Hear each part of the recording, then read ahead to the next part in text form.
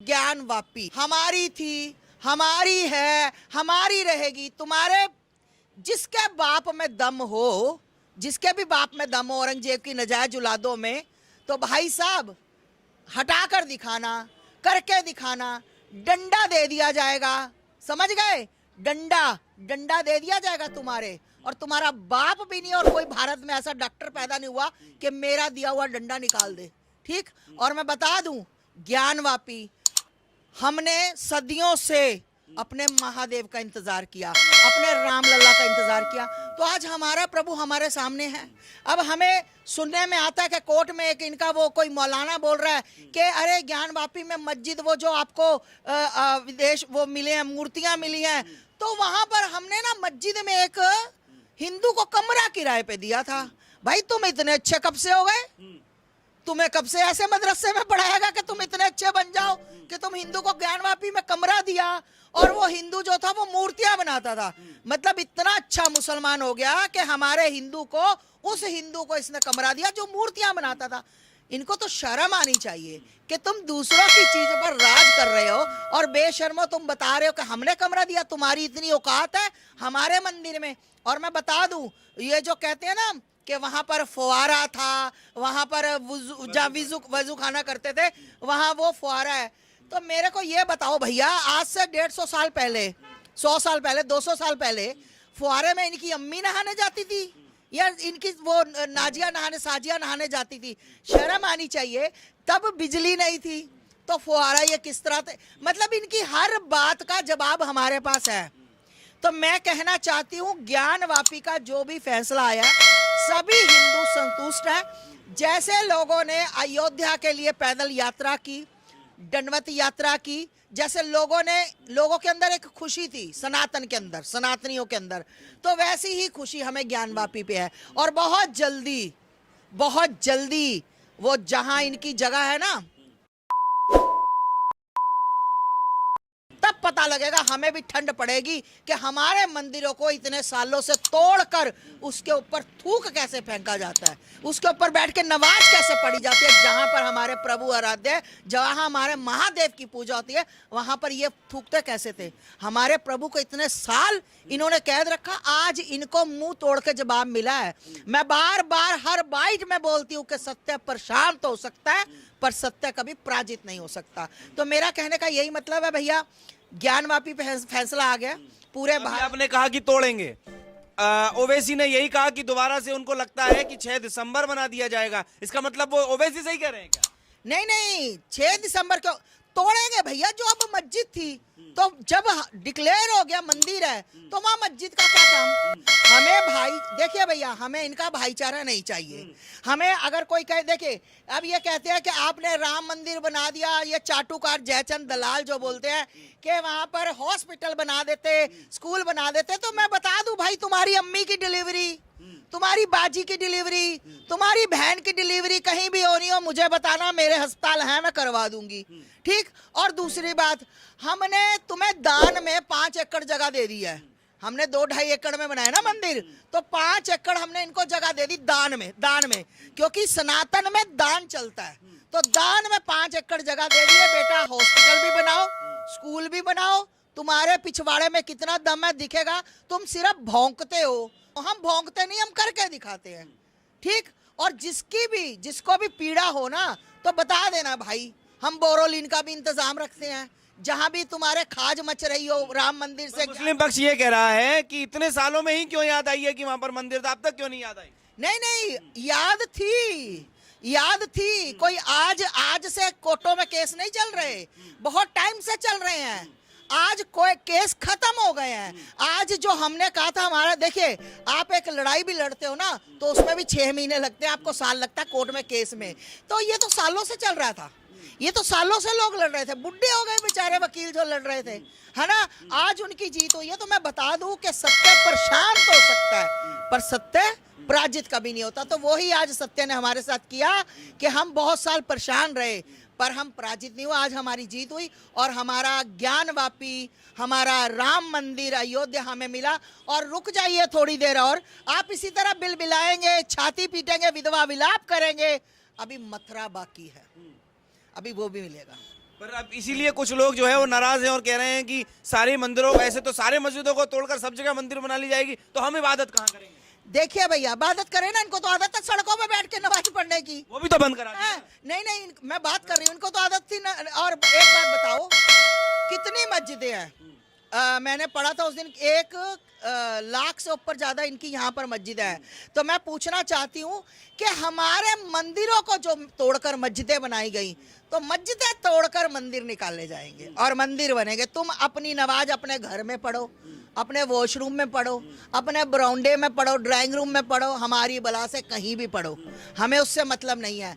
हमारा मंदिर जहाँ जहाँ खुदा है वहाँ वहाँ कूदेगा और मंदिर बनेगा, बिल्कुल बनेगा। किसी के बाप में दम हो तो रोक लेना भाई, सनातनी है, जाग चुका है, पता लग गया है कि हमारे आराध्यों के साथ क्या क्या हुआ। हम वो कीर्तन नहीं करेंगे, इनके साथ वो नहीं करेंगे, पर हम अपनी चीज इज्जत से लेकर रहेंगे। कई लोग कह रहे हैं कि हुकूमत है, साथ है तुम्हारे, तो तुम जो है दबाव बना रहे हो, माहौल को खराब करने की कोशिश कर रहे हो। अच्छा, हमारी सरकार है, हम माहौल खराब कर रहे हैं, हम अपनी चीज मांग रहे हैं। 70 सालों से तुम्हारी चीज थी, तुमने क्या किया? तुम कह रहे हो ना राम मंदिर की आज याद आई, तो भैया जब हमारी सरकार आई, हमें पता लगा कि हमारी सुनवाई हो सकती, तो हम आवाज तभी उठाई ना। 70 सालों से ये क्या कर रहे थे ये लोग? इन्होंने क्यों नहीं आवाज उठाई? आज ये मेरे घर के, मेरी पूरी सोसाइटी में अगर कोई गैर कांग्रेसी हो चाहे आम आदमी पार्टी हो, अगर किसी ने आकर वोट मांग ली तो मारकर भगाया जाएगा। और हमें बताएं कि ये वो लोग हैं जिन्होंने अयोध्या केस के लिए 26 वकील खड़े कर दिए थे। भाई साहब, कैसे भूल सकते हैं, कैसे वोट दे सकते हैं? मुंह पर रख कर और पहले इस बात का जवाब लूंगी कि कोर्ट में खड़े क्यों किए थे। आज तुम जनेऊ पहन रहे हो, आज तुम भगवा ओढ़ रहे हो, आज तुम जय श्री राम बोल रहे हो, तो तब तुम कहाँ मर गए थे जब तुम्हें भी पता था कि इनका मंदिर है? तब तुम क्यों नहीं बोले? 70 साल से कोई क्यों नहीं बोला? आज ही क्यों? बिल्कुल योगी जी और मोदी जी का इसमें हम कहते हैं पूरा श्रेय उनके पास है। और मैं नमन करती हूँ ऐसे वकीलों को जिन्होंने बाप बेटे ने खड़े होकर ज्ञान अपना इसका अयोध्या का फैसला मतलब लड़े उसके लिए और जिताया हमें। तो भाई सबको मेरा नमन है जिन ने इसमें योगदान किया। और सबसे बड़ा मेरा नमन साधुवाद उन भाइयों को जिन्होंने शहादत दी, जो बेचारे देख नहीं पाए, शहीद हो गए, पर उनकी आत्मा आज भी उसी जगह पर है। और आप देख रहे हो बहुत खुशी का माहौल है पूरे वर्ल्ड में आपने देखा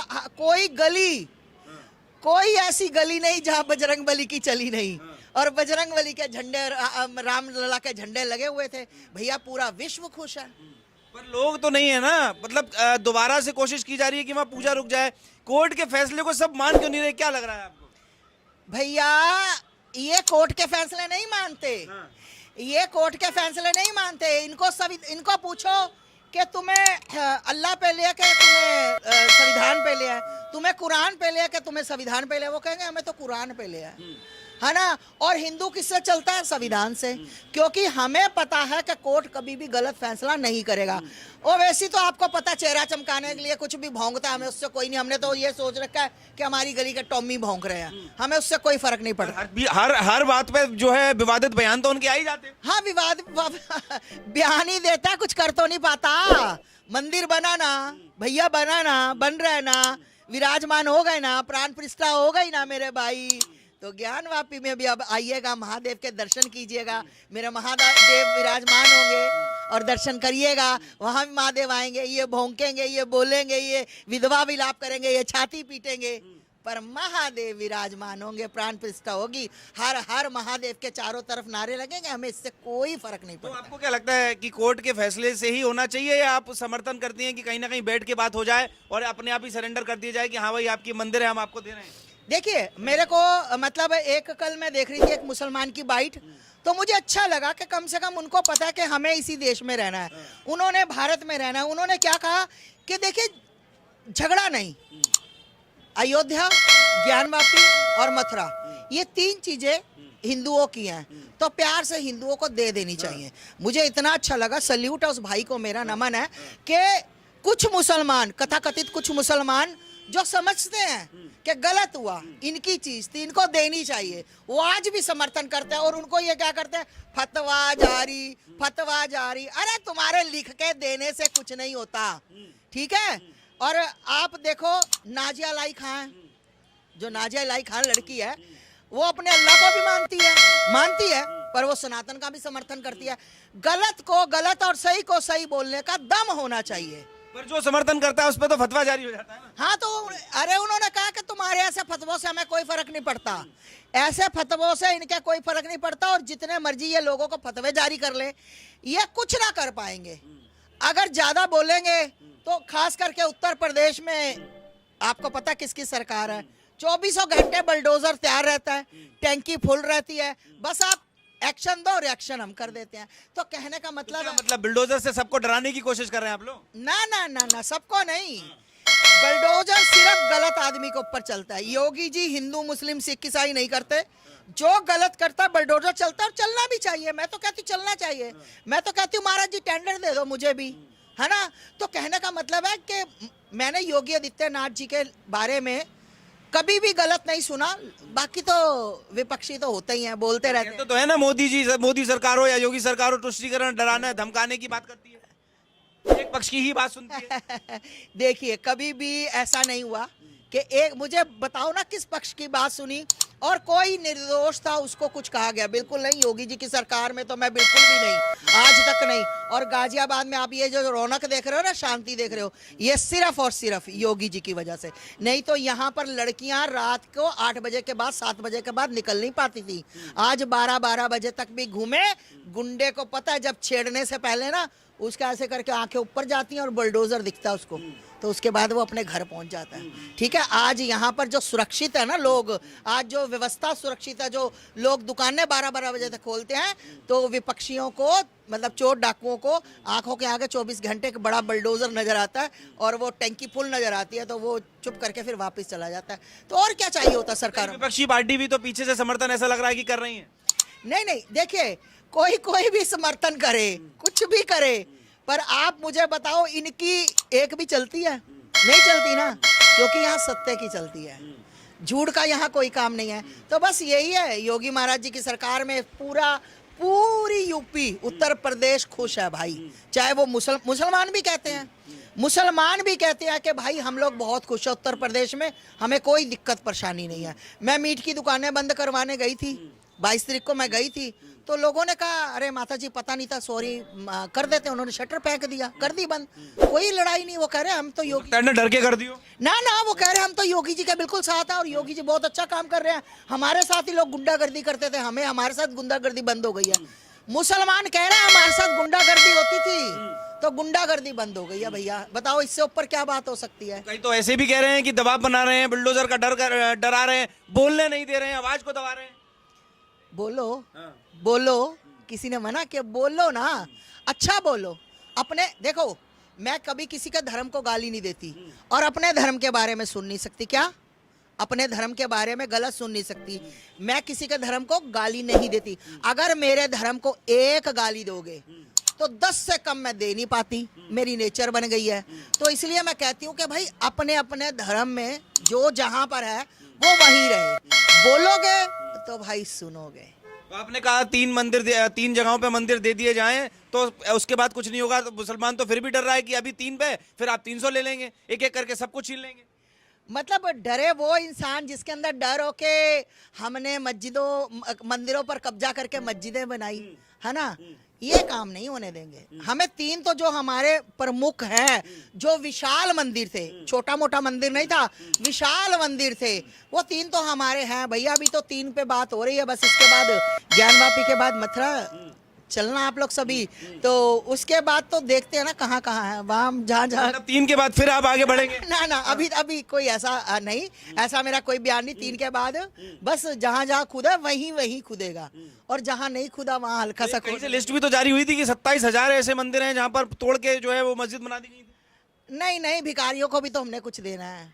भिखारियों के लिए देखिए, सनातन धर्म में क्या है कि भीख देना, मतलब देकर फिर याद नहीं रखना। कुछ चीज़ें ऐसी हम भी सोचते हैं कि चलो मौज लो तुम लोग, तुम्हारे पूर्वज गंदा कर गए थे, तुम्हारे परदादा गंदगी कर गए थे, फैला गए थे, चलो तुम भी ऐश लो। तो इसलिए ऐसा कुछ नहीं है। हमारे 3 मंदिर थे, 3 मंदिर की हम अपने हर हालत में लेंगे। उसके लिए जैसे हमारे भाई शहीद हुए हैं, तो भैया इसमें आज मेरा सनातन का बच्चा बच्चा जाग गया। बिल्कुल जान मान की बिल्कुल परवाह किए बिना मंदिर हमारे पास आएंगे। कुछ भी हो जाए, कुछ भी हो जाए, टिट फॉर टैट, जैसे को तैसा होगा, हर हालत में होगा। और ज्ञान वापी तो आ गई है, बस अब मथुरा का आप जल्दी सुनोगे, बाइक लेने आओगे जल्दी। अच्छा